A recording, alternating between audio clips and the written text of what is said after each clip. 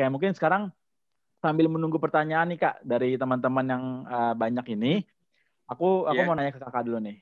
Tadi kan Kakak udah ngejelasin dari awal ya, apa namanya, pembukaannya itu dibuat kita tertarik seperti itu ya. Jadi Kakak nyampein data dari World Economic Forum, analisis thinking itu penting dan apa namanya dalam menyusun analisis thinking itu kita perlu untuk menyampaikannya ke publik gitu kan. Kita perlu menyampaikannya ke teman-teman kita, ke rekan-rekan kita. Nah, biasanya Kak, hal-hal apa aja sih yang pada akhirnya kita ini gugup dalam menyampaikan apa yang sudah kita pikirkan gitu.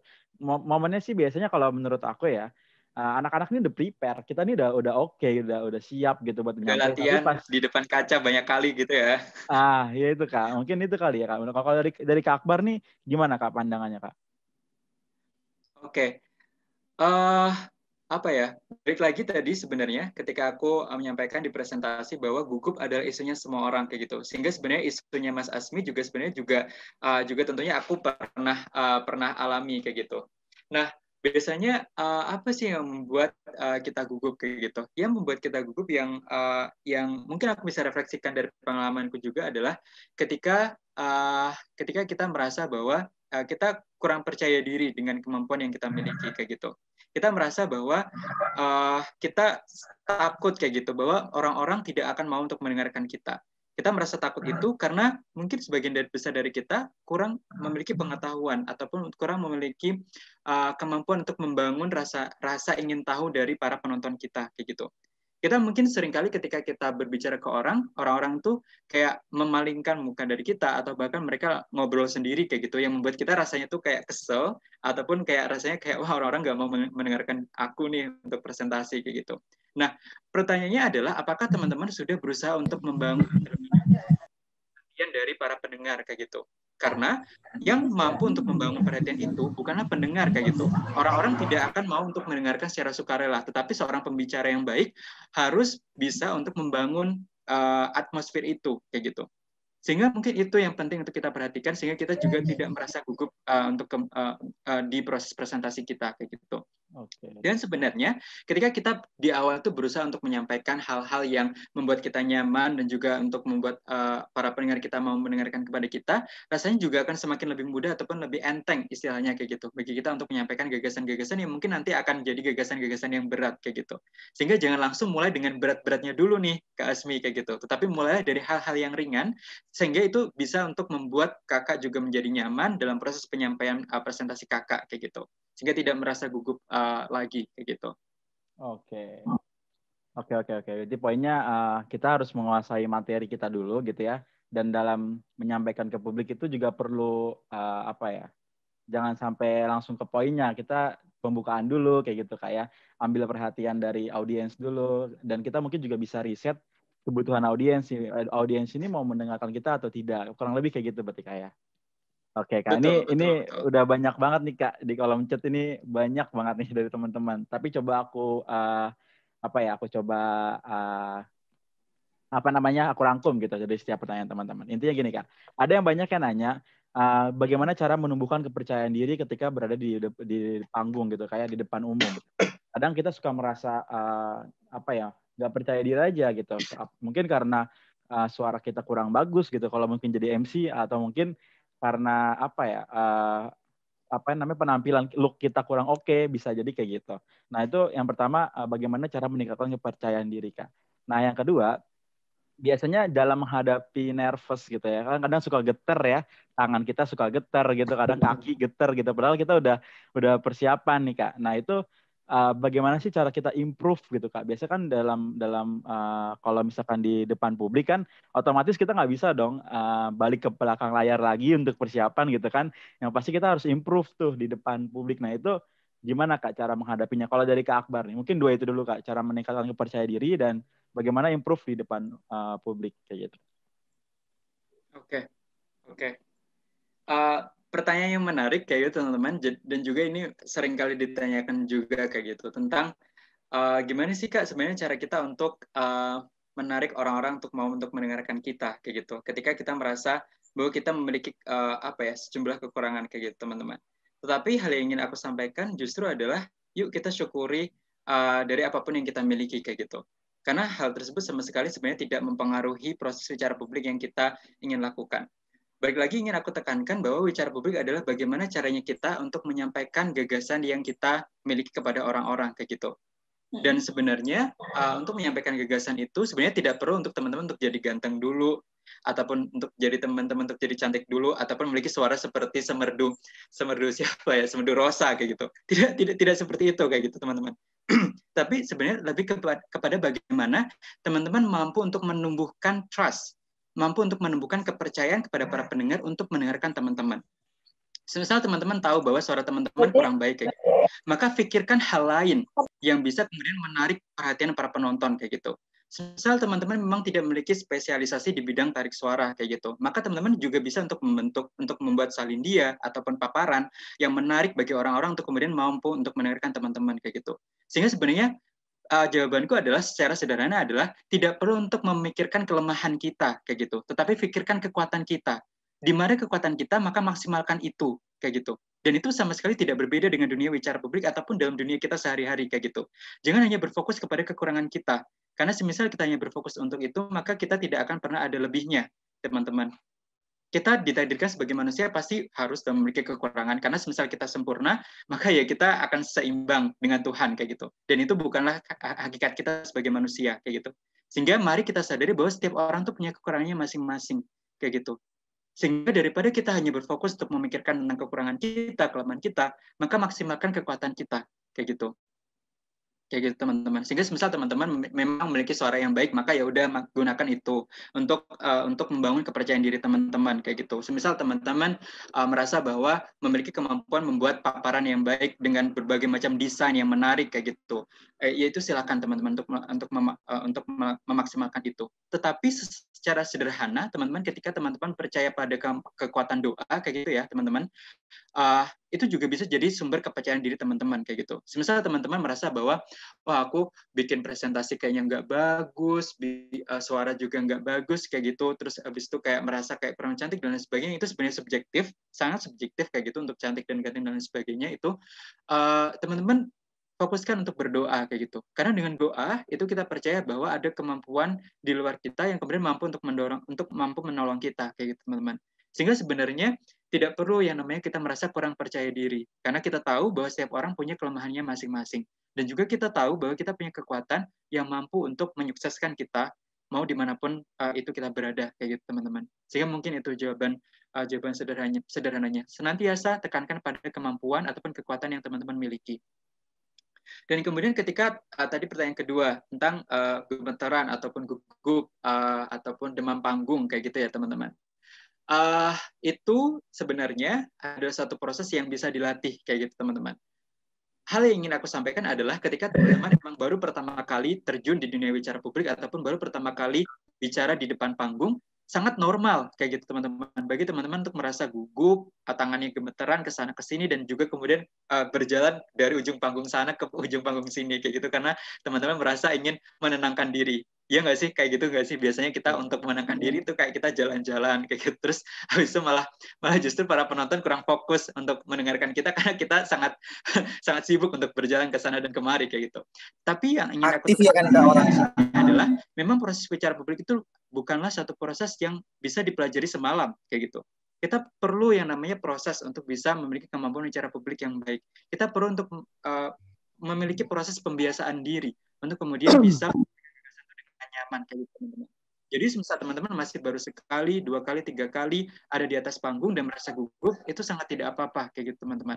Tetapi teman-teman kuncinya adalah terus berlatih kayak gitu. Terus berlatih sehingga teman-teman juga memiliki kemampuan untuk gimana sih caranya untuk memanajemen diri dari rasa gugup ketika ada di atas panggung kayak gitu. Balik lagi, di presentasi aku sampaikan bahwa rasa gugup adalah isunya semua orang. Rasa gugup dimiliki oleh semua orang. Tidak hanya aku, mungkin Kak Asmi, ataupun mungkin juga Kak Fikri juga mungkin juga pasti memiliki rasa gugup itu kayak gitu. Sehingga kita tidak beda satu sama lain kayak gitu. Tetapi kemudian kenapa ada orang yang merasa lebih percaya diri, tidak gugup, tidak gemetaran ketika ada di atas panggung? Karena mereka sudah menguasai yang namanya bagaimana cara mengendalikan diri mereka kayak gitu. Dan tidak ada tips sederhana ataupun tidak ada satu tips umum kayak gitu teman-teman untuk memiliki kemampuan pengendalian diri karena setiap orang berbeda kayak gitu. Setiap orang memiliki keunikannya masing-masing. Kalau semisal aku merasa gugup ada di atas panggung ataupun kayak merasa ngeblank ketika ingin menyampaikan sesuatu, maka aku tidak apa ya, maka aku tidak segan untuk kemudian mengambil pause ataupun berhenti sebentar kayak gitu untuk kemudian memikirkan apa yang akan aku sampaikan kayak gitu. Karena dengan cara itu aku merasa lebih aman. Aku merasa aku bisa memiliki waktu untuk memikirkan apa yang harus aku sampaikan kayak gitu. Daripada penyampaian kita kemana-mana. Itu yang ingin kita hindari kan sebenarnya dalam dunia bicara publik ketika kita udah gemeteran kayak gitu. Nah, selain itu aku juga dapat informasi ataupun dapat curhatan dari teman aku. Mereka ada yang biasanya memegang pena. Ini aku lagi pegang pena. Sebenarnya ini aku juga sering kali memegang pena kayak gitu ketika aku presentasi kayak gitu. Karena dengan memegang pena, kita merasa bahwa kita tuh memiliki energi yang tersalurkan kayak gitu. Sehingga semisal mana tangan aku gak kelihatan. Oke. Jadi semisal tangan kita gemeteran, maka kita bisa menyalurkan energi kita ke pena kita kayak gitu. Karena energi itu tidak bisa dimusnahkan. Jadi istilahnya di dunia saintek itu ya, energi itu tidak bisa dimusnahkan, tapi dia bisa disalurkan kayak gitu. Sehingga ketika kita memegang sesuatu, maka kita bisa untuk menyalurkan energi berlebihan kita yang gemetaran tadi ke pena kita kayak gitu. Sehingga ini juga bisa jadi salah satu strateginya kayak gitu teman-teman. Sehingga sebenarnya ada sangat banyak sekali yang namanya strategi-strategi untuk mengatasi kegugupan rasa yang kita miliki ketika kita berbicara di depan banyak halayak kayak gitu. Tapi sekali lagi yang ingin aku sampaikan adalah tidak ada yang umum kayak gitu. There is no one size fits all. Tidak ada satu hal yang bisa diterapkan oleh semua orang. Tetapi setiap orang perlu untuk memahami tentang gimana sih caranya dia untuk memanajemen rasa gugupnya sendiri-sendiri kayak gitu. Kalau misal aku biasanya untuk mengambil pause ataupun berhenti sebentar ataupun tarik nafas sebentar kayak gitu. Ada juga teman aku yang memegang pena. Ada juga cara-cara yang lainnya. Sehingga tantangannya adalah bagaimana teman-teman mampu untuk merumuskan sendiri caranya teman-teman untuk mengatasi rasa gugup teman-teman kayak gitu. Dan itu akan bisa diperoleh ketika teman-teman sering-sering latihan. Sehingga sebenarnya tidak ada kata lain sih Kak selain latihan kayak gitu. Oke. Mantap nih. Jawabannya hampir menjawab setiap pertanyaan di kolom chat nih Kak. Tadi aku udah baca-baca juga. Iya. Tapi nggak apa-apa, bagus Kak. Jadi memang tadi kan yang pertama tuh dalam meningkatkan kepercayaan diri tuh kita harus pede dulu gitu ya. Kita harus menguasai materi gitu ya. Biasanya orang mungkin nggak percaya diri karena mungkin nggak kuasai materi gitu ya. Jadi pada saat di depan publik gitu, di depan panggung, kita gugup gitu gemetar. Tadi benar yang apa yang dibilang sama Kak Akbar ya. Dan dalam mengatasi gemetar gitu ya, itu kita perlu improve. Mungkin aku mau menyimpulkan dari perkataannya Mas Akbar ini, bahwasanya improvisasi itu ya setiap karakter teman-teman itu memiliki ininya masing-masing, gayanya masing-masing kayak gitu. Mungkin kayak Kak Akbar tadi megang pena gitu ya. Kalau aku juga sebenarnya kalau gemetaran Kak sukanya tuh goyang-goyang gitu, nggak bisa diam, kakinya tuh goyang-goyang. Kalau mungkin nanti kalau berdiri gitu ya. Tapi kalau lagi duduk gini ya kadang kepalanya goyang-goyang. Nanti mungkin teman-teman juga nih yang lain nih memiliki gayanya sendiri-sendiri ya. Nah mungkin itu bagaimana teman-teman mengatasi hal tersebut biar teman-teman tuh nggak gugup lagi kayak gitu. Mungkin seperti itu. Nah nih Kak, berikutnya nih Kak ada pertanyaannya nih menarik banget nih Kak. Ada yang pertanyaan. Tadi aku lihat ada yang raise hand Kak. Oh ada yang raise hand Kak ya? Oh iya banyak Kak ada yang raise hand. Oke Kak, ini aku mau tanya. Raise hand-nya di videonya. Ada Fitri, ada Rahman. Iya, ada Rahman, ada pengen nanya langsung Kak. Oke, nanti bakal aku kasih kesempatan nih buat teman-teman. Ini nanti ada sesi tanya langsung setelah yang aku bacakan berikut ini. Nah, berikutnya nih Kak. Ini sebelum masuk ke sesi yang langsung tanya nih Kak ya. Di sini aku mau nanya lagi nih dari kolom chat juga. Aku bakal coba ngerangkum karena emang banyak banget nih puluhan pertanyaan dari teman-teman. Dan biasanya kita dalam berdiri di depan panggung, itu kita harus menguasai materi, tadi kan sudah disampaikan sama Kak Akbar. Tapi bagaimana kita menguasai audiens, Kak? Karena mungkin kita ngomong 15 menit ataupun 1 jam itu kan lama juga ya. Nah mungkin boring gitu. Mungkin teman-teman audiens itu bosen ataupun ada yang jenuh atau gimana. Nah tadi ada yang nanya apakah kita harus selalu meningkatkan audiens ini dengan humor gitu ya. Atau ada tips lain gitu. Nah mungkin ini kayak nge-manage audiens gitu Kak. Nah berikutnya yang kedua, apa nih tadi? Nah, dalam membuat kata-kata itu biar terstruktur itu gimana Kak? Maksudnya kayak dia dari awal sampai akhir tuh menjelasannya itu terstruktur, nggak muter-muter. Mungkin muter-muter juga karena gugup kali ya, mungkin ya. Mungkin nggak tahu nih pertanyaannya. Kurang lebih seperti itu. Bagaimana cara membuat kita ngomong di depan publik itu terstruktur kayak gitu. Kalau dari pandangan Kak Akbar nih dari dua pertanyaan itu kayak gimana? Oke, terima kasih atas pertanyaannya. Ini juga sangat seru sekali untuk pertanyaannya ya. Pertanyaan pertama adalah bagaimana cara memanajemen audiens kayak gitu. Sebenarnya yang paling dasar yang perlu teman-teman untuk perhatikan adalah bagaimana teman-teman mampu untuk menaruh sepatu teman-teman ke sepatu para audiens kayak gitu. Istilahnya adalah menempatkan diri teman-teman kepada tempat audiens kayak gitu. Jadi gimana sih sebenarnya aku ini sebagai seorang pembicara ketika menjadi seorang pendengar juga mau untuk mendengarkan orang lain kayak gitu. Sehingga ke teman-teman juga bisa ngerasain tuh feel-nya ataupun perasaannya. Sebenarnya tuh orang-orang tuh mau mendengarkan aku tuh seperti apa kayak gitu. Sebagai contohnya, ketika aku lagi ngobrol dengan para orang tua kayak gitu. Orang tua kan biasanya tuh kayak ngomongnya tuh perlu untuk dilandasi dengan data, perlu untuk serius kayak gitu ya teman-teman. Sehingga nggak apa-apa untuk kemudian teman-teman berbicara dengan gaya-gaya yang lebih serius, dengan gaya-gaya yang lebih akademis kayak gitu. Apalagi ketika orang tuanya adalah orang-orang tua yang mungkin dosen-dosen dan sebagainya. Karena kebetulan tempat kerja aku di situ banyak sekali dosen, banyak sekali profesor, sehingga kayak ya, gaya bicaranya harus yang lebih berdasarkan data, lebih teoritis, sehingga orang-orang tuh juga mau untuk mendengarkan aku kayak gitu. Tetapi berbeda ketika hari ini, malam ini aku berbicara ke teman-teman kayak gitu. Semisal aku hanya menyampaikan teori-teori tentang public speaking, maka mungkin teman-teman yang akan diingat hanyalah satu ataupun dua kayak gitu.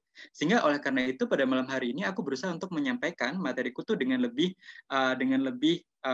istilahnya tuh dengan lebih gimana sih caranya teman-teman mau untuk mendengarkan diri dengan mau mendengarkan aku presentasi kayak gitu. Mungkin dengan aku awali dengan data dan juga aku selingi dengan video-video yang membuat teman-teman bisa terinspirasi untuk mengembangkan kemampuan public speaking-nya kayak gitu.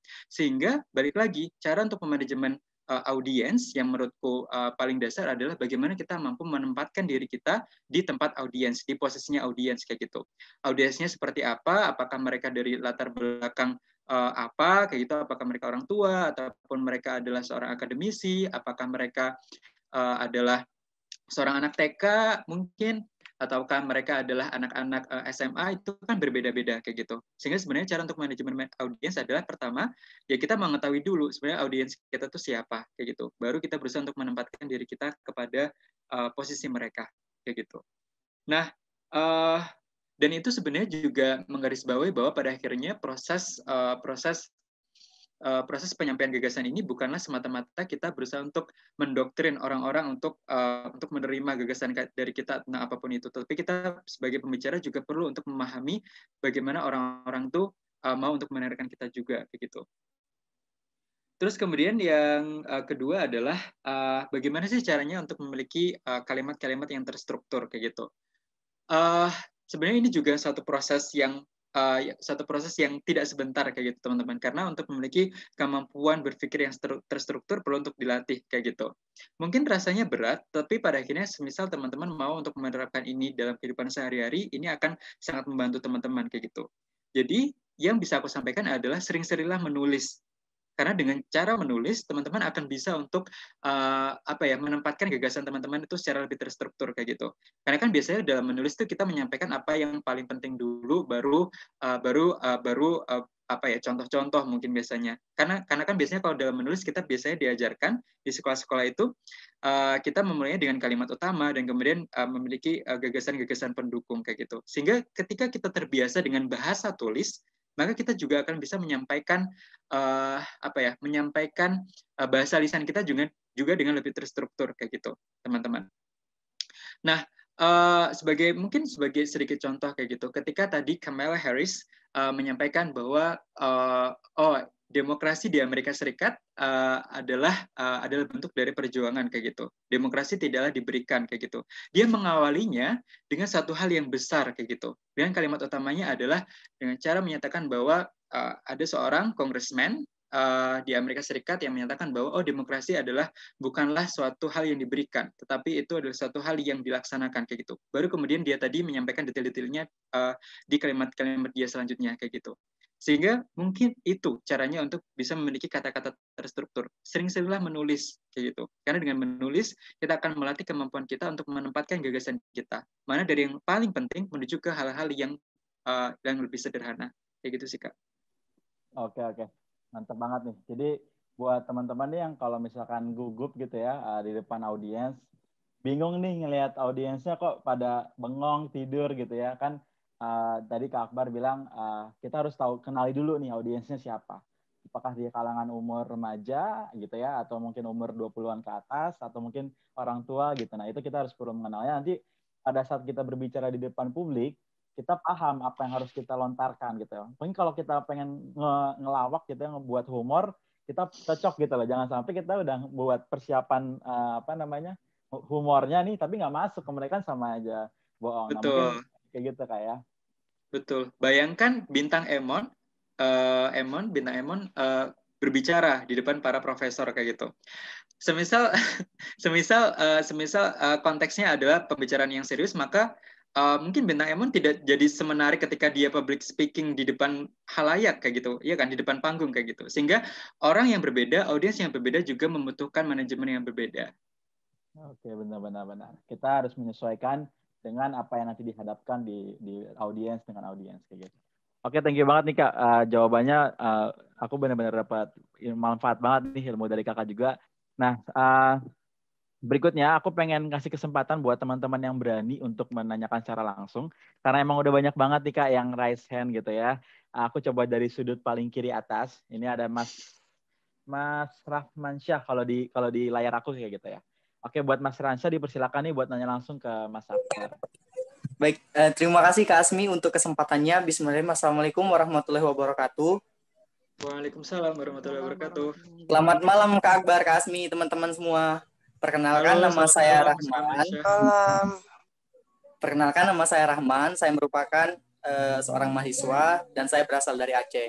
Nah, saya mau bertanya nih Bang. Ini kan Abang udah jawab nih semua tadi pertanyaan-pertanyaan dari teman-teman. Cuman ada sih beberapa pertanyaan yang mungkin Abang bisa bantu saya untuk menjawabnya gitu kan. Pertama, gini, ketika kita misalnya berbicara kepada orang lain, itu kan kita harus kan melihat mereka nih. Nah, kira-kira kalau misalnya kita mau berbicara sama orang lain tersebut ataupun kepada audiens yang banyak dengan melihat mereka tidak harus gugup itu bagaimana? Soalnya kebanyakan ketika misalnya kita berbicara dengan orang lain, dengan melihatnya itu kita dapat gugup. Nah, tapi ketika kita tidak melihat mereka, itu kita dapat ngomong secara lancar. Kemudian, bagaimana sih caranya kita juga untuk dapat mengatasi ketika kita berbicara di depan umum? Nah, kemudian kita mendengar sesuatu hal ataupun perkataan yang sangat menyakitkan. Istilahnya itu kayak mereka itu membicarakan keburukannya kita sehingga mood kita di atas panggung ataupun ketika berbicara itu terganggu gitu. Nah, itu bagaimana sih kita mensuggest diri kita untuk tidak masuk ke dalam hal tersebut gitu. Terima kasih, Kak. Oke, terima kasih pertanyaannya Mas Rahman. Bisa langsung dijawab mungkin sama Mas Akbar nih. Oke, sip. Keren pertanyaannya. Jadi gimana sih caranya agar kita tidak gugup ketika kita menghadapi mungkin halayak yang sangat banyak kayak gitu ya? Karena tadi Mas Rahman bilang bahwa ketika kita melihat mata mereka, kita merasa kayak tadi gambar yang saya berikan di presentasi tadi, kayak benar-benar mereka melihat kita sehingga kayak kita merasa gugup kayak gitu. Iya, bener banget. Tetapi justru yang ingin saya sampaikan di sini adalah justru semisal teman-teman bisa membuat eye contact ataupun kontak mata, itu justru akan lebih baik kayak gitu. Kenapa? Karena orang itu adalah manusia, ya kan? Manusia itu kalau diperhatikan, mereka akan mau untuk memperhatikan kita juga kayak gitu. Bayangkan ketika saya berbicara dengan Mas Rahman, ketika kita bertemu langsung nih, semisal kita bisa bertemu langsung di Aceh contohnya kayak gitu. Semisal saya berbicaranya adalah dengan cara memandang pohon kelapa yang ada di belakang Mas Rahman, sedangkan saya berbicaranya dengan Mas Rahman kayak gitu. Apakah Mas Rahman mau untuk memperhatikan saya? Tentu saja tidak kan, karena saya tidak memberikan perhatian kepada Mas Rahman kayak gitu. Sehingga justru yang ingin saya sampaikan di sini adalah justru sangat penting bagi kita untuk membuat eye contact itu, dan itu janganlah menjadi suatu hal yang justru kita berusaha untuk menghindarinya. Tetapi justru mari kita latih. Semisal kita masih belum terbiasa, maka mari kita latih untuk bisa mengembangkan kemampuan eye contact ataupun kontak mata yang baik dengan para penonton kita. Gimana caranya Kak? Kayak gitu. Gimana caranya? Caranya yang mungkin bisa teman-teman lakukan adalah yang ini dulu juga aku lakukan. Ketika aku belum terbiasa untuk berbicara di depan halayak banyak, maka aku akan memilih satu ataupun dua orang di antara halayak itu untuk aku ajak eye contact kayak gitu. Sehingga contohnya ketika aku presentasi di dalam kelas kayak gitu, maka biasanya aku akan memandang ke orang-orang terdekatku ataupun sahabat-sahabat aku terlebih dahulu untuk kemudian bisa untuk memandang orang-orang lain kayak gitu. Begitupun juga ketika aku lagi dalam berkompetisi, aku biasanya dulu ikut debat ketika aku di UNIF kayak gitu. Kita sebenarnya kan tidak perlu untuk memandang lawan kita dalam berdebat kayak gitu. Yang penting kita memandang para juri kita kayak gitu. Maka pandanglah juri yang menurut kalian pengen kalian pandang terlebih dahulu, baru kalian memandang juri-juri yang lain ataupun bahkan lawan debat kalian yang lainnya kayak gitu. Sehingga mungkin dengan 1-2 orang yang menjadi pionir dari yang teman-teman lihat, baru teman-teman bisa melihat hal yang lebih luas kayak gitu, teman-teman. Sehingga yang pertama itu intinya adalah teman-teman jangan sampai menghindari namanya eye contact, karena eye contact itu tetap penting karena kita berbicara antar manusia, sehingga agar manusia mau mendengarkan kita juga mari kita pandang mereka dengan baik kayak gitu. Kemudian yang kedua, apabila masih belum bisa menyampaikan kepada halayak secara banyak, maka pilihlah 1-2 orang yang menurut teman-teman bisa percaya kepada gagasan teman-teman untuk kemudian teman-teman ajak untuk ber-eye contact kayak gitu ya. Yang kedua, bagaimana apabila kita memperoleh gangguan ketika kita melakukan bicara publik. Ini seringkali terjadi ketika konteksnya teman-teman lagi nyalon jadi ketua BEM, teman-teman nyalon jadi mungkin nanti jadi presiden kayak gitu kan, akan sangat mungkin ketika teman-teman dapat hate speech ataupun ujaran kebencian dari para oponen ataupun dari para lawan kayak gitu. Mungkin Mas Rahman pernah mengalaminya, mungkin kayak gitu. Nah, sebenarnya gini teman-teman, karena kita memang berbicara dengan manusia, pasti mereka memiliki perasaannya masing-masing, maka kita sama sekali sebenarnya tidak bisa untuk mengendalikan perasaan mereka, kayak gitu. Mereka pasti memiliki perasaan mereka masing-masing, dan kita memang tidak bertugas untuk mengendalikan perasaan mereka, kayak gitu. Semisal kita memperoleh hate speech, semisal kita memperoleh ujaran-ujaran kebencian ketika kita berbicara, maka ya udah lanjut saja kayak gitu. Tidak perlu untuk terlalu menanggapi mereka, tidak perlu untuk terlalu berfokus kepada apa yang mereka lakukan kayak gitu. Karena itu sama sekali tidak memberikan keuntungan bagi kita kayak gitu.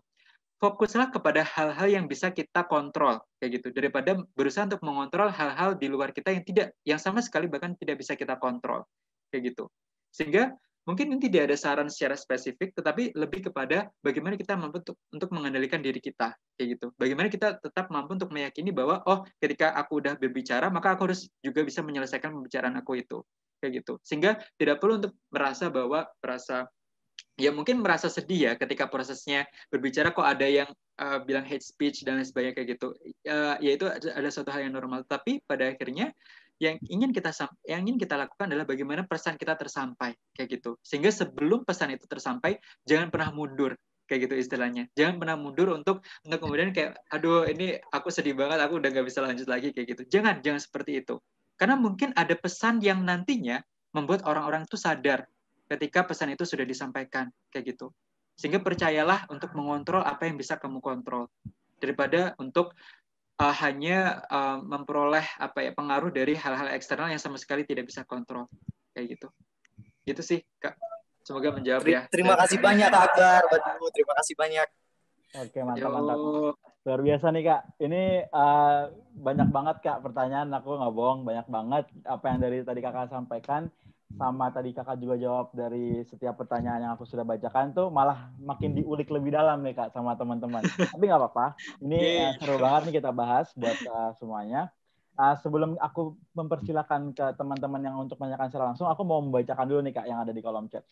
Tadi jadi Kakak udah mengatakan kan bahwasanya kalau eye contact itu terpenting. Mungkin kalau tips dari Mas Akbar ini kan kayak kita tetap 1 atau 2 orang aja yang emang kita kenal. Tapi kalau dari aku nih ada tips, teman-teman silakan lihat aja jidatnya mereka. Jadi teman-teman nggak usah lihat matanya mereka. Itu juga bisa. Atau teman-teman silakan kalau misalkan dihadapkan dengan orang banyak gitu ya, teman-teman lihat audiens yang paling belakang aja. Jadi seakan-akan teman-teman nggak nunduk ataupun nggak duduk gitu lah, kayak gitu sih.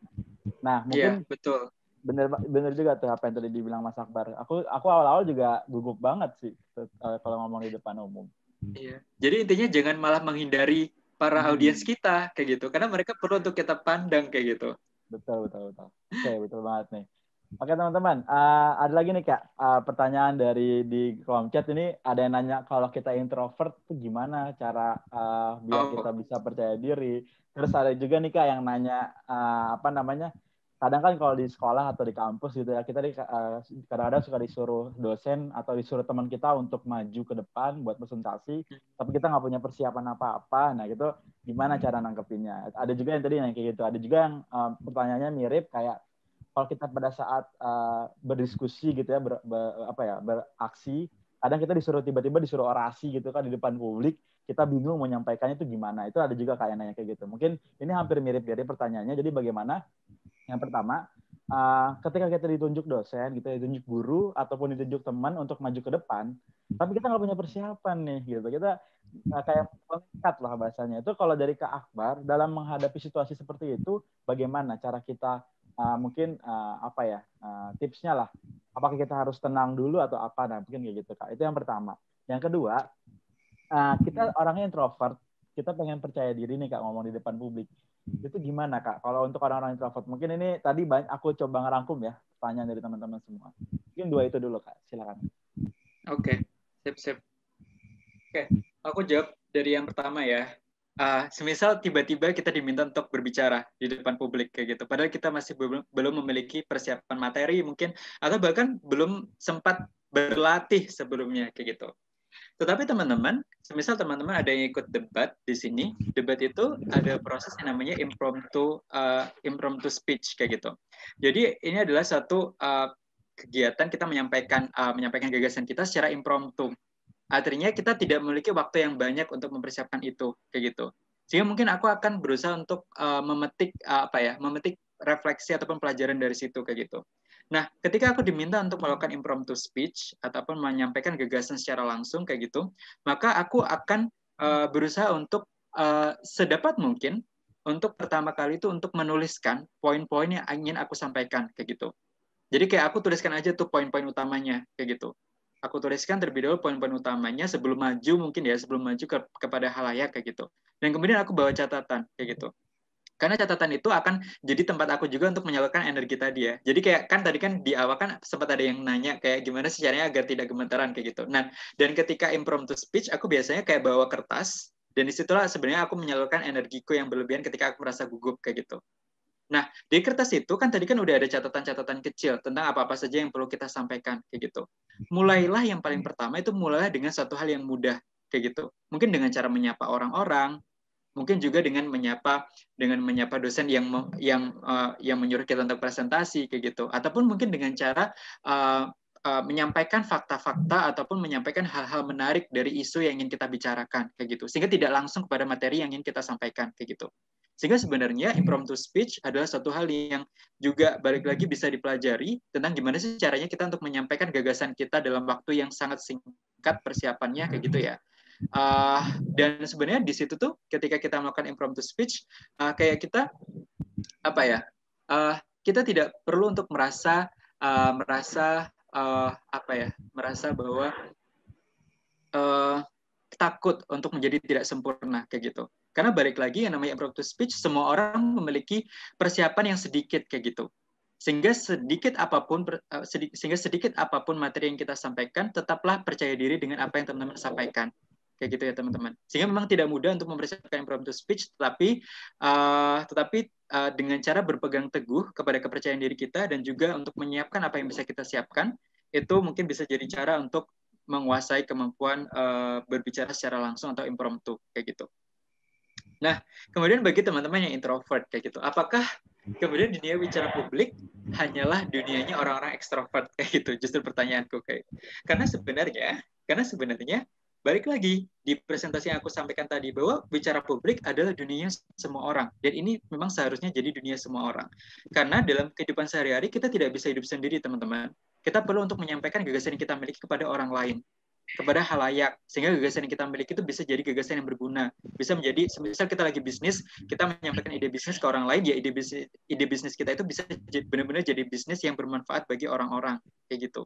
Sehingga sebenarnya mau kalian introvert ataupun extrovert, itu bicara publik tetap tetap jadi hal penting untuk bisa kita pelajari bareng-bareng kayak gitu. Dan aku ingin teman-teman yang merasa ataupun udah pernah tes MBTI mungkin ya, ataupun merasa introvert kayak gitu, untuk untuk tidak mundur terlebih dahulu kayak gitu dalam dunia bicara publik. Karena semisal teman-teman udah merasa tidak percaya diri, maka ya itu akan membatasi diri teman-teman sendiri. Karena sebenarnya yang membatasi diri kita kan sebenarnya diri kita sendiri kayak gitu. Kita seringkali membuat batasan-batasan diri yang sebenarnya itu tuh tidak ada kayak gitu sebenarnya teman-teman. Sehingga mari hindari untuk membatasi diri sendiri kayak gitu. Karena justru menjadi seorang introvert itu ada kelebihannya daripada extrovert. Semisal extrovert, dia tuh kan cenderungnya tuh dia cenderung berbicara semaunya ataupun dia seringkali berbicara di depan khalayak kayak gitu. Sehingga permasalahan orang-orang ekstrovert biasanya mereka tuh berbicara tuh banyak hal, tetapi poinnya itu tuh mana kayak gitu. Itu biasanya jadi inti permasalahan orang-orang ekstrovert yang perlu mereka latih kayak gitu. Justru ketika jadi orang introvert itu kan biasanya tuh kalau ngomong tuh to the point kayak gitu. Mereka tidak berbunga-bunga istilahnya kayak gitu. Sehingga mari fokus kepada kelebihan yang dimiliki oleh masing-masing kriteria ataupun masing-masing sikap ini kayak gitu. Orang ekstrovert mungkin mereka mudah untuk bisa membangun diskusi dengan orang lain, tetapi mereka perlu untuk belajar banyak untuk bagaimana caranya untuk mempersiapkan materi yang itu tuh tetap bisa berkualitas. Tetapi orang introvert meskipun mereka susah ataupun mereka memiliki tantangan yang lebih untuk bisa berbicara dengan banyak orang, tetapi mereka juga punya kelebihan loh. Ketika mereka berbicara mungkin mereka lebih to the point kayak gitu, sehingga mereka juga bisa untuk lebih didengarkan. Sehingga sebenarnya tidak ada sama sekali perbedaan kayak gitu antara ekstrovert dan juga introvert dalam dunia bicara publik. Teman-teman tetap bisa kok untuk jadi seorang pembicara yang ulung, pembicara yang baik dengan karakter masing-masing yang teman-teman miliki. Kayak gitu sih, Kak. Oke, mantap. Jadi buat teman-teman nih yang buat anak yang sekiranya introvert gitu jangan patah semangat duluan nih. Karena bicara publik ini memang bukan buat berbagai orang tertentu aja, tapi buat semua orang tuh kita bisa berhak gitu loh untuk ngomong di depan publik dengan gayanya masing-masing yang tadi sudah disampaikan sama Kak Akbar. Ini mantep banget Kak. Ini makin banyak nih Kak pertanyaan, aku nggak bohong. Mungkin pertanyaannya juga dari berbagai teman-teman di daerah ya. Ada yang dari Gorontalo, ada yang dari Makassar, Kalimantan. Ini aku apresiasi banget buat teman-teman semua nih udah mau ngikutin kegiatan pada malam hari ini. Oke Kak, sebelum aku masuk ke bagian yang lebih pribadi Kak, karena juga banyak nih Kak yang nanya, Kak Akbar nih baca bukunya apa aja sih gitu. Rekomendasi bukunya dong Kak. Nah terus Kak Akbar nih gimana dalam menghadapi ketika demam panggung? Mungkin tadi sudah ditanya ya, tapi mungkin lebih kepada kayak bagaimana Kak Akbar pernah melakukan kesalahan gak sih pada saat ngomong di depan publik? Mungkin lebih kayak pengalaman. Nah, sebelum masuk ke pribadi nih, Kak, aku mau kasih kesempatan dari tadi nih yang sudah raise hand. Sekali lagi buat teman-teman. Ini karena cukup antusias banget nih, Kak. Kayak gitu. Mungkin kalau dari layar aku ini yang paling setelah Akbar ini ada Mbak Fitri Ulfiana. Kayak gitu. Mungkin silakan Mbak Fitri disampaikan pertanyaan ke Kak Akbar nih, Mas Akbar. Selamat malam, Kak Akbar. Tadi kan halo, Mbak Fitri. Ya, apa kabar? Ya, baik. Pembicaraan kita kan tadi kan tentang di atas panggung terus ya. Kalau pertanyaan saya ini mungkin agak out the topic di belakang layar itu saya ikut organisasi, saya udah punya kepercayaan diri untuk bicara di depan umum. Cuman yang saya sesali itu saya selalu dikasih kesempatan untuk menjadi juru bicara saat acara informal, mungkin cuma sekedar kumpul-kumpul. Cuma saat ada proper kerja formal resmi itu saya nggak pernah ditunjuk jadi MC gitu loh. Jadi kayak mereka entah itu mereka peka nggak peka sama bakat saya atau mereka nggak mau saya maju gitu loh untuk jadi MC. Terus saya kenapa lebih gugup presentasi atau bicara umum ke orang yang saya kenal daripada orang yang nggak kenal tuh kenapa ya? Oke.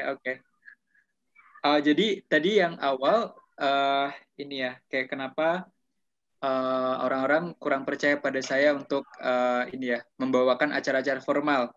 Iya. Sehingga mereka lebih suka saya untuk gitu ya, Kak? Iya, betul. Saya juga kurang masih enggan mempromosikan diri sendiri gitu. Saya maunya ditunjuk. Oke. Mungkin hampir menyentuh-nyentuh personal branding kali Kak ya. Oke. Siap. Oke, terima kasih Mbak Fitri atas pertanyaannya. Ini juga menarik ya tentang gimana sih kita merasa udah percaya diri banget, kita bisa membawakan satu acara kayak gitu. Tetapi kenapa kemudian teman-teman kita kurang mempercayai kita untuk itu kayak gitu. Nah, apa ya? Mungkin bisa kita refleksikan kepada diri kita sendiri kayak gitu. Apakah apa ya? Yang namanya orang kan kita kan balik lagi ya, prinsipnya adalah kita tidak bisa mengendalikan pemikiran orang lain kayak gitu. Mereka akan berpikir semau mereka kayak gitu. Apa yang kita lakukan mungkin bisa jadi kurang berarti bagi mereka kayak gitu. Sehingga sebenarnya ketika Mbak Fitri merasa bahwa Mbak Fitri itu sebenarnya itu mampu untuk bisa menjadi MC ataupun mampu untuk bisa menjadi juru bicara ataupun mampu untuk mewakili suara teman-teman dalam forum-forum yang formal, maka jangan pernah takut untuk kemudian berbicara kepada teman-teman Mbak Fitri bahwa aku boleh dong sekali-kali untuk mewakili suara teman-teman untuk bisa berbicara di forum-forum formal kayak gitu. Jadi kayak nggak apa-apa untuk membuka komunikasi, untuk memperkenalkan diri tentang kemampuan yang kita miliki. Karena semisal kita diem aja, kita tidak berusaha untuk menjual kemampuan yang kita miliki, maka ya kita tidak akan kemana-mana istilahnya kayak gitu. Kalau misal pengalaman pribadi dari saya kayak gitu, apa ya? Saya akan berusaha untuk membangun rapport atau istilahnya itu adalah latar belakang ataupun riwayat yang baik di suatu hal yang ingin saya merasa expert di dalamnya kayak gitu.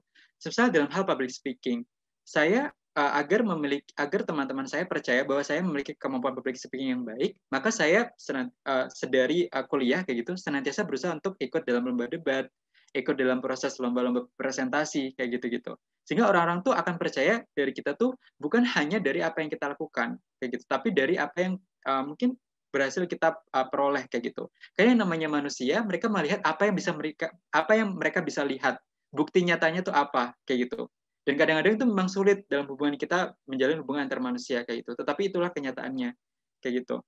Jadi mungkin bagi Mbak Fitri yang mungkin ingin mendalami dunia bicara publik, ingin menjadi MC, ya kalau samanya MC itu istilahnya adalah pewara ya, pembawa acara kayak gitu. Ingin menjadi juru bicara, maka buktikan dengan cara membangun rapport atau membangun riwayat yang baik kayak gitu.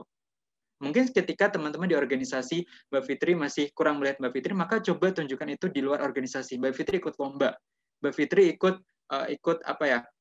Ikut pertukaran pelajar kayak gitu, sehingga orang-orang juga akan mau untuk melihat Mbak Fitri kayak gitu, sehingga banyak sekali caranya ya Mbak kayak gitu. Dan kemudian tentang gugup dengan ketika presentasi di depan teman-teman sendiri kayak gitu. Ini jujur adalah satu hal yang sangat unik yang baru saya temui kali ini kayak gitu, karena justru merasa gugup ketika presentasi di depan orang-orang yang sudah kita kenal sebelumnya kayak gitu. Nah, semisal itu berarti saya simpulkan, berarti ketika Mbak Fitri presentasi di depan orang-orang yang awam ataupun orang-orang yang belum kenal sebelumnya, Mbak Fitri merasa lebih nyaman kayak gitu ya. Dan balik lagi, karena memang manusia itu berbeda satu sama lainnya, maka ya udah berfokuslah pada kekuatan yang Mbak Fitri punya kayak gitu. Susah Mbak Fitri merasa bahwa untuk melihat teman-temanku itu tuh aku merasa deg-degan, ya udah maka lihatlah orang-orang lain kayak gitu, yang kemudian Mbak Fitri rasa itu bisa mengurangi rasa deg-degannya Mbak Fitri kayak gitu. Semisal presentasi di dalam kelas, maka semisal Mbak Fitri merasa deg-degan ketika teman-teman dekat ataupun peer-nya Mbak Fitri melihat Mbak Fitri, maka ya udah lihatlah orang-orang lain kayak gitu. Karena kan masih ada orang-orang lain karena pasti di kelas, kayak mungkin asisten dosen ataupun mungkin dosen itu sendiri. Mungkin Mbak Fitri mau melihat dosennya secara langsung daripada melihat teman-teman sebagainya Mbak Fitri, kayak silakan kayak gitu. Intinya saya berusaha untuk menyampaikan bahwa setiap orang memiliki keunikannya masing-masing kayak gitu. Setiap orang memiliki isunya masing-masing. Sehingga mari kita coba untuk ketahui kelebihan kita tuh di mana, kekurangan kita di mana. Sehingga kita bisa memanajemen kelebihan dan juga kekurangan kita kayak gitu. Gitu ya, mungkin Mbak Fitri. Terima kasih loh atas pertanyaannya. Thank you banget nih Mas Akbar, jawabannya luar biasa. Semoga menjawab nih buat Mbak Fitri kayak gitu ya.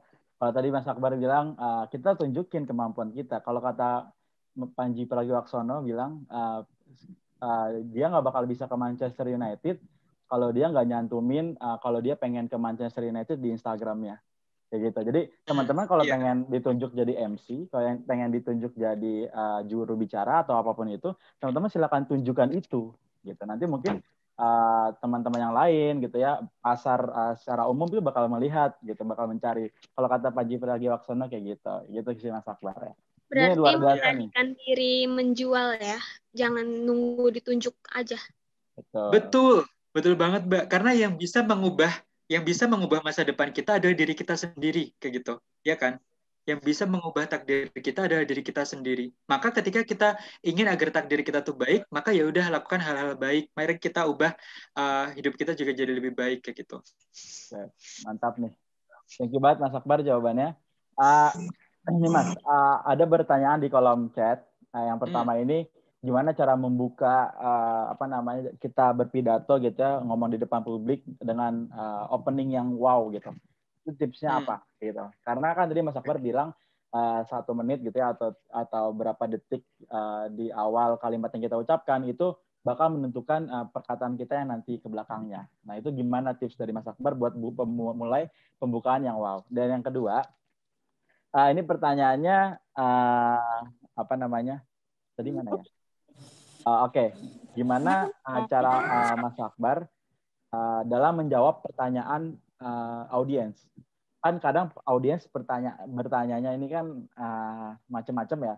Nah, gimana cara kita menjawab ini? Dalam memulai menjawab, apakah kita harus seperti apa gitu ya? Kan ada setiap pemateri ini ada yang mengulang pertanyaan dulu gitu, baru mikir, ada yang sambil mikir kayak gitu. Nah, itu mungkin kalau dari Mas Akbar nih kayak gimana?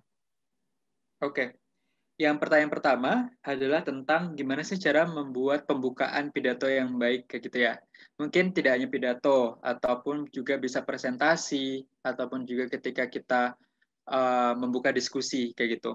Kalau semisal dari aku secara pribadi tapi gini ya teman-teman. Jadi sebelumnya aku ingin tekankan bahwa kan ada banyak banget cara sebenarnya untuk membuka satu pembicaraan kayak gitu. Dan setiap orang mungkin memiliki gayanya masing-masing kayak gitu. Semisal kita perhatikan dulu contoh sebelum ke aku ya.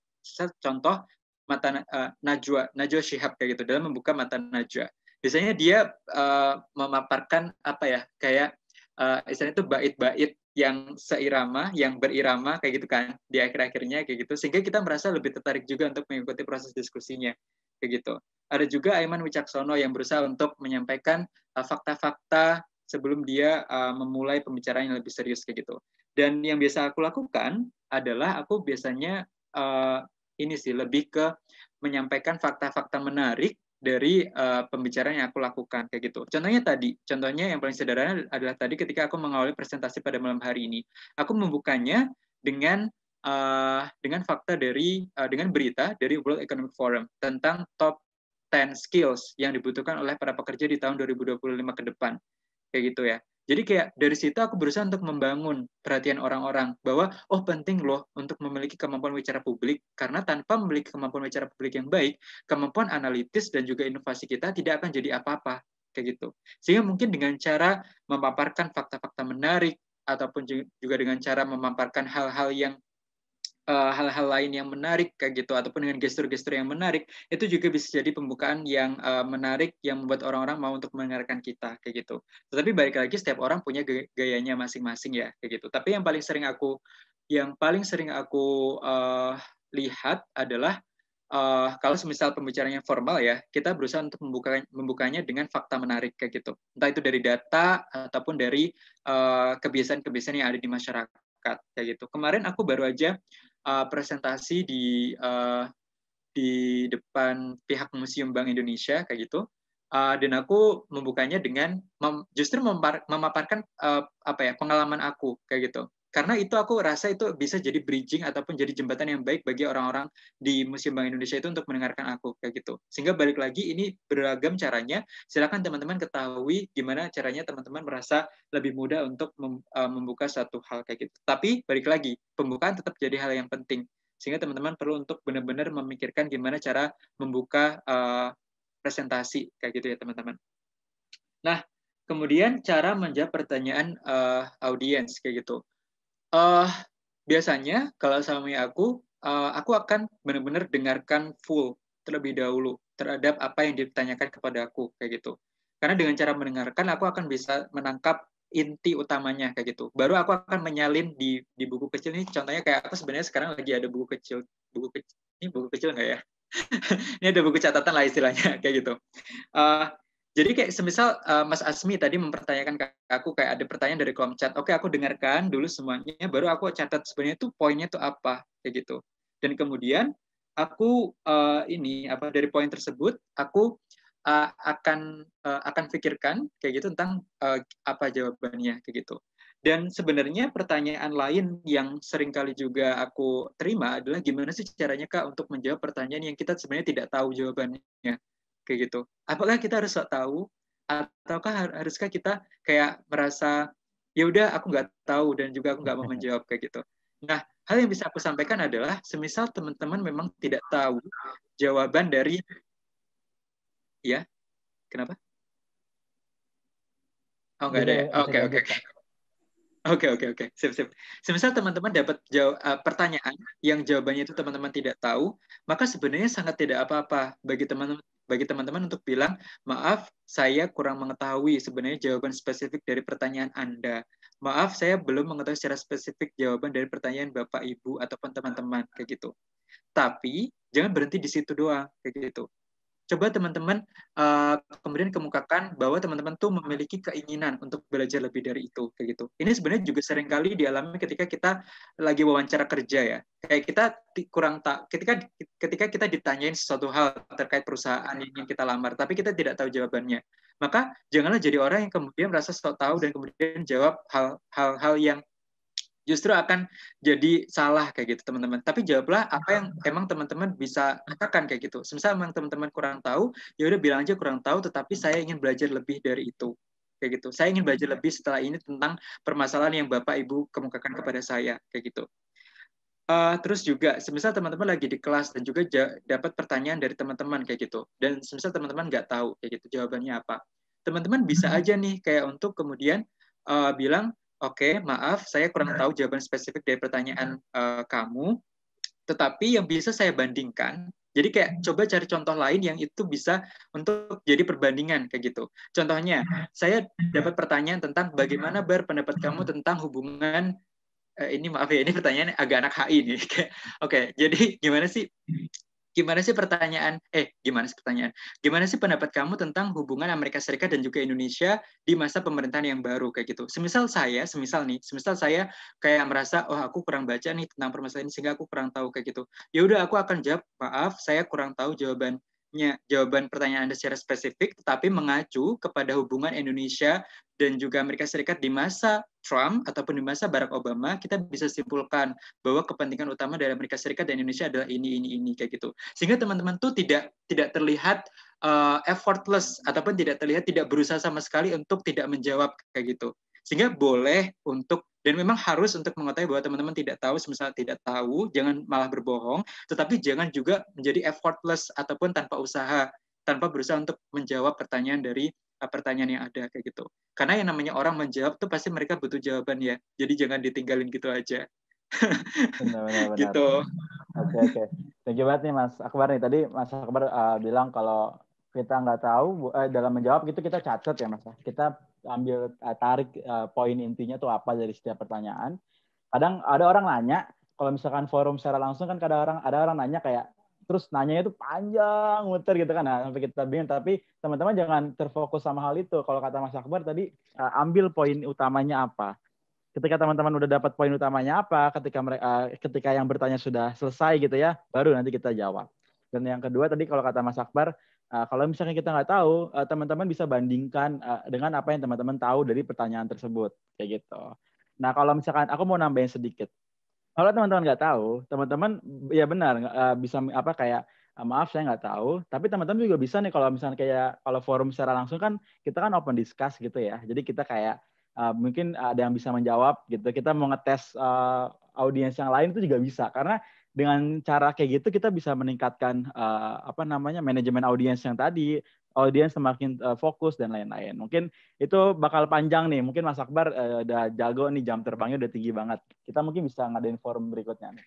Oke Mas, aku langsung masuk aja nih ke pertanyaan teman-teman. Lebih kayak ke pengalaman Mas Akbar. Pertama, Mas Akbar tuh suka baca buku apa? Terus tolong rekomendasiin dong buat teman-teman nih yang pengen ngebelajar public speaking gitu ya, atau bicara publik kayak gitu. mungkin ada referensi buku gitu dari Mas Akbar. Dan untuk pemula nih Mas, untuk mungkin kita masih belajar, dalam belajar public speaking itu apa yang pertama harus kita ketahui gitu Mas? Yang harus kita kuasai itu apa? Nah mungkin itu dulu Mas.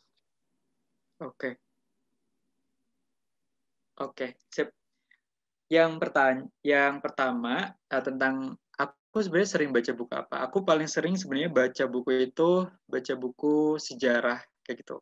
Ya, bukan sejarah-sejarah yang berat gitu ya, tetapi aku memang sangat suka untuk baca biografi orang. Jadi kayak sejarahnya itu bukan sejarah yang berat-berat gitu, tapi kayak lebih ke biografi karena aku suka banget untuk yang namanya belajar dari pengalaman orang lain kayak gitu. Kayak aku lagi baca tentang bukunya apa ya kemarin tuh dari Pak Pak Muhammad Hatta kayak gitu-gitu. Jadi ada juga Pak Khairul Tanjung kayak gitu. Sehingga kayak aku apa ya terinspirasi dari orang-orang itu untuk melakukan hal-hal yang baik juga kayak gitu. Tetapi semisal secara spesifik tentang referensi buku untuk wicara publik yang aku sering kali baca, aku seringkali membaca justru buku-buku tentang gimana sih cara meningkatkan kemampuan kita dalam mendengarkan kayak gitu. Karena aku percaya bahwa hal yang paling sulit itu tuh daripada berbicara itu adalah mendengarkan sebenarnya teman-teman kayak gitu. Jadi sebenarnya tuh apa ya mendengarkan tuh tapi tuh justru malah jadi pondasi utama bagi kita untuk bisa berbicara dengan baik di depan khalayak kayak gitu. Sehingga kayak justru buku-buku yang aku baca tuh sebenarnya tuh bukan banyak yang public speaking, tetapi lebih ke buku-buku tentang gimana sih caranya untuk jadi pendengar yang baik kayak gitu. Karena itu justru bisa kita bisa apa ya menajamkan pemikiran yang kita miliki karena kita mendengarkan banyak hal kayak gitu dan juga kita memperluas pengetahuan yang kita miliki juga sehingga dalam proses bicara publik kita juga bisa lebih leluasa untuk menyampaikan informasi kayak gitu. Kemudian tentang gimana sih caranya untuk latihan bicara publik yang aku lakukan kayak gitu. Aku biasanya ketika sebelum presentasi ini pun aku berusaha untuk seminimal mungkin untuk latihan setidaknya sekali ataupun 2 kali kayak gitu teman-teman. Karena dengan latihan itu tuh bisa membangun kepercayaan diri aku. Balik lagi kepercayaan diri itu tidak hadiah yang turun dari langit ya, tapi kepercayaan diri itu kan suatu hal yang perlu ditumbuhkan kayak gitu. Dan cara untuk menumbuhkannya setiap orang itu beda-beda. Tapi kalau sama aku pribadi, aku menumbuhkan percaya diriku dengan cara latihan. Akan sangat berbeda antara presentasi yang aku lakukan tanpa latihan dan juga dengan latihan kayak gitu. Antara presentasi yang aku lakukan dengan impromptu atau impromptu speech tadi dan dengan presentasi yang aku lakukan dengan presentasi yang aku lakukan dengan latihan kayak gitu akan sangat berbeda biasanya hasilnya kayak gitu. Sehingga kayak caranya bagiku untuk belajar public speaking atau bicara publik adalah dengan cara berlatih kayak gitu yang paling utama. Selain itu, sebelum aku melakukan bicara publik biasanya aku juga akan minum air putih kayak gitu. Ini mungkin lebih tips secara pribadi kayak gitu ya, karena aku yakin setiap orang mungkin punya caranya masing-masing untuk jadi versi mereka sendiri-sendiri dalam proses bicara publik yang baik kayak gitu. Kalau sama aku biasanya aku minum air putih karena dengan cara minum air putih aku akan bisa ini meredakan kayak serak-serak mungkin di tenggorokan sehingga kayak nanti dalam proses berbicara pun juga bisa jadi lebih lancar kayak gitu. Selain itu biasanya aku juga latihan gerak mulut kayak gitu, senam mulut kayak gitu. Semisal aku contohin gak ya? Aku contohin ya kayak gitu. Jadi kayak ya udah gerakin aja mulutnya kayak kedengeran gak ya? Jadi kayak digerak-gerakin aja kayak kayak latihan vokal juga bisa kayak i u e o gitu. Itu bisa juga karena dengan cara itu mulut kita akan terbiasa untuk terbuka sehingga kita juga akan lebih leluasa ketika kita berbicara sehingga istilahnya itu nggak belibet gitu loh teman-teman gitu. Dan yang paling penting juga adalah berdoa sih menurut aku karena dengan berdoa tuh kayak aku tuh udah menggantungkan ya udahlah yang penting aku udah berusaha ntar mau gagasan aku diterima ataupun enggak ya udah yang penting aku udah melakukan usaha yang semaksimal mungkin dan terserah yang di atas kayak gitu hasilnya seperti apa gitu. Sehingga mungkin itu sih kalau semisal berbicara tentang pengalaman aku untuk latihan bicara publik kayak gitu. Dan itu aku melakukannya juga dengan proses kayak gitu teman-teman. Oke. Thank you banget nih Mas Akbar nih. Ini saya lihat-lihat jadi kayak serius gini ya ininya ya. Tapi nggak apa-apa nih teman-teman mungkin kalau yang sambil minum bisa sambil makan juga oke gitu ya. Mau yang sambil tiduran juga nggak apa-apa. Yang penting tetap fokus ya. Jadi santai aja nih teman-teman, enjoy aja kita buat ngikutin kegiatan ini. Ini udah jam 9 juga kalau di waktu Indonesia Barat. Mungkin kalau ada yang dari timur gitu ya, itu juga berbeda jamnya, semakin malam nih. Jadi semoga ilmu yang disampaikan sama Mas Akbar nih bisa semakin diserap sama teman-teman semua. Aku apresiasi banget buat teman-teman. Aku juga karena aku juga nggak mungkin bisa membacakan satu persatu pertanyaan teman-teman, tapi semoga dengan aku menyimpulkan dari setiap pertanyaan teman-teman terjawab kayak gitu ya. Oke, Mas, ini lebih ke pribadi Mas. Tadi udah di-spill juga nih di kolom chat, tapi aku coba nyampainya ke Mas Akbar secara singkat.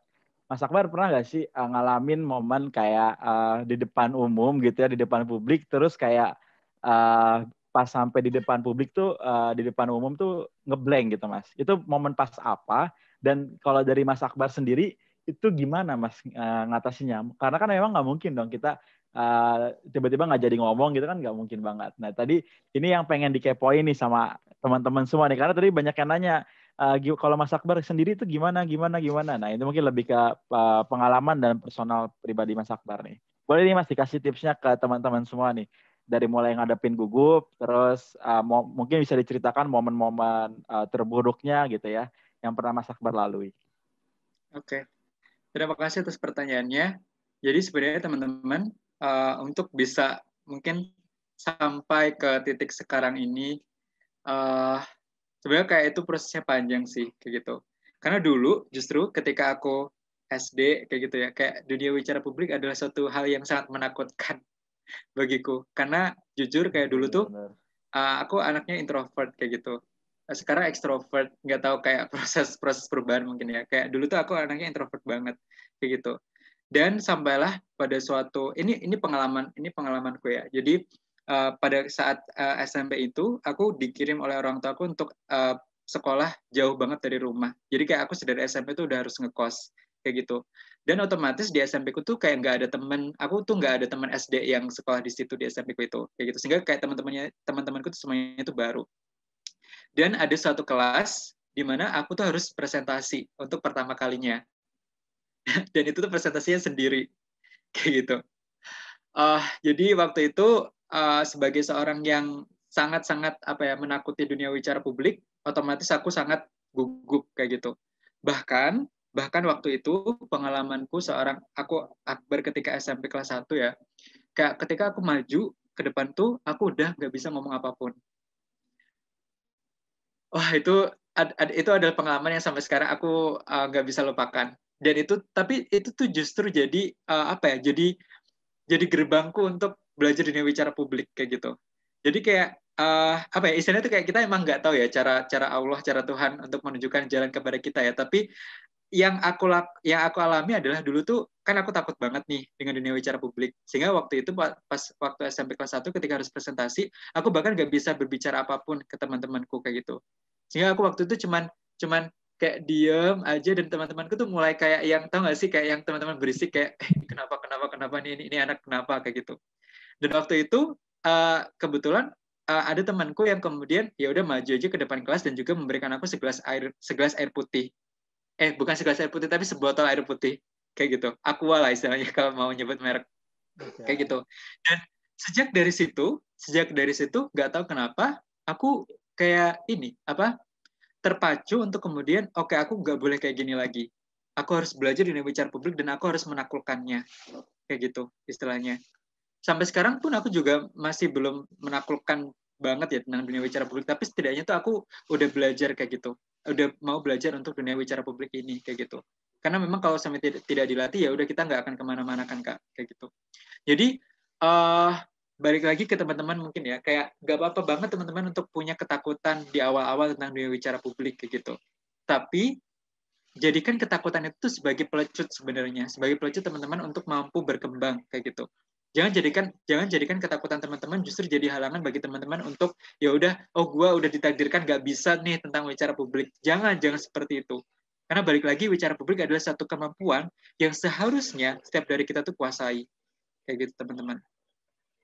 Gitu sih Kak. Mantap. Ini mungkin cerita masa lalunya Mas Akbar ya. Jadi mungkin teman-teman punya versinya masing-masing kan. Jadi jangan sampai nih ketika teman-teman gagal itu jangan sampai berhenti di situ. Mungkin itu yang paling poin yang bisa diambil sama teman-teman ya. Kita memiliki batu loncatannya, momennya masing-masing lah kayak gitu. Thank you banget Mas Akbar, udah gak kerasa nih Mas, sudah jam 9.15. Banyak banget tadi pertanyaan mungkin yang mohon maaf yang belum terjawab, tapi aku coba mengakomodir setiap pertanyaan teman-teman. Ini sebelum ditutup sesi pada malam hari ini, teman-teman mungkin bisa isi dulu ya form absensi yang sudah ada di kolom chat. Silakan diisi dengan baik karena itu akan ada sertifikat. Nanti nama teman-teman bakal muncul di sana kayak gitu. Bakal dikasih nanti sama teman-teman dari dibimbing. Thank you Mas Akbar. Ini sebelum diakhiri, mungkin ada gak nih pesan atau kesan dari Mas Akbar buat mungkin kesan dulu agenda kali ini. Habis itu pesan nih buat teman-teman biar publik. Setelah forum ini, aku berharap teman-teman bisa belajar bicara publik versi teman-teman sendiri. Entah itu dengan cara baca buku, ataupun dengan cara ikut seminar-seminar lainnya, silahkan teman-teman bisa tentukan sendiri. Tetapi, yang pengen aku teman-teman pegang dalam hati teman-teman adalah tidak ada yang namanya kata tidak mungkin ketika kita sudah mengusahakannya. Kayak gitu. Sehingga tidak ada yang namanya teman-teman mau introvert, extrovert, teman-teman tetap memiliki kemampuan yang sama untuk bisa memiliki kemampuan bicara publik yang baik, kayak gitu. Semangat teman-teman, semoga kita bisa ketemu secara langsung dan juga bisa berdiskusi secara langsung juga. Semisal teman-teman ada pertanyaan atau sebagainya, saran buat pengembangan kepada aku juga boleh banget disampaikan melalui media sosial aku kayak gitu. Teman-teman, kita tetap jaga silaturahmi ya. Boleh Mas. Nanti mungkin teman-teman nih yang belum follow gitu ya Instagramnya Mas Akbar, ini ada, aku tadi udah kepo nih, itu namanya Akbar Renaldi. Ya gitu Mas ya, kalau nggak salah ID Instagramnya. Nanti mungkin Mas Akbar bisa share juga di kolom chat untuk Instagramnya. Teman-teman bisa keep in touch nih sama Mas Akbar, mau tanya apapun mungkin Mas Akbar insya Allah bakal welcome ya Mas, menjawab setiap pertanyaan teman-teman, apapun itu, ya, silakan. Kayak gitu. Nah, buat teman-teman, kita bakal ada sesi foto nih. Nah, mungkin teman-teman bisa on cam dulu gitu ya. Nanti bakal ada dipandu buat foto karena di sini partisipannya cukup banyak nih, 200 lebih nih teman-teman nih. Kita mungkin bisa say hi juga sama teman-teman yang lain. Kita kasih reaction dulu kali ya buat Mas Akbar dan teman-teman semua pada malam hari ini. Boleh nih kasih reactionnya teman-teman. Oke, thank you banget. Oke teman-teman, buat aku jujur belajar banyak banget loh dari teman-teman pada malam hari ini. Jadi terima kasih banyak sudah ikut diskusinya dengan sangat aktif. Senang banget sih ketemu dengan teman-teman pada malam hari ini. Oke, bener nih Mas. Karena justru aku juga kaget nih Mas, karena pertanyaan teman-teman ini yang oh iya ya gitu. Aku malah gitu sendiri. Iya. Gitu. Kita sering kali bertanya-tanya sebenarnya kayak permasalahan kita tuh apa kayak gitu, kayak gue udah berusaha segini tapi kok tetap aja kayak gini. Betul. Dan itu biasanya akan terbuka ketika kita mendengarkan cerita orang lain. Wah benar banget. Terima kasih sudah berbagi cerita teman-teman. Oke, thank you banget nih Mas Akbar.